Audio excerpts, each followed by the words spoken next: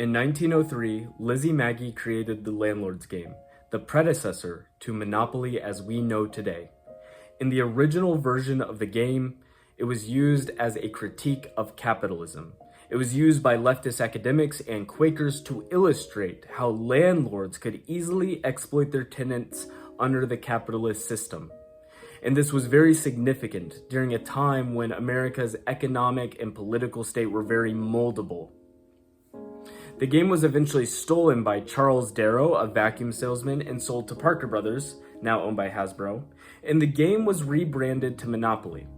The ironic part about this story is a game that was originally used as a critique of capitalism became the world's most famous game advocating for it.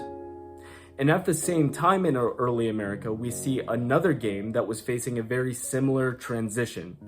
The Mansion of Happiness, famously known as America's first published board game, originally had the players on a spiraling path towards the Mansion of Happiness, which was really an allegory for heaven. If you landed on spaces like piety and truthfulness, you got to advance towards your goal, and if you landed on spaces like lying or drunkenness, then you were sent backwards.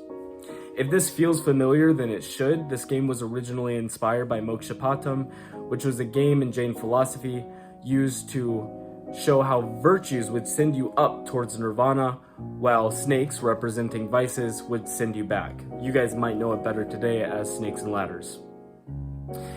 Now, if we return to the Mansion of Happiness and look at its new overhauled form in the game of life, which many of you have played, you might be thinking, well, there are no virtues and there are no vices in that game.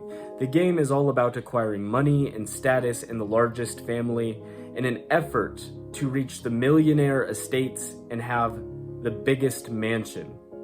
And so we see in this transition from the Mansion of Happiness to the game of life, the values, the changing values of early America from spiritualism and virtues to materialistic gain. And if we go back to the Landlord's Game and see how it was originally a critique of capitalism and now it is advocating for it, we get a very clear picture of the changing values in America, in early America.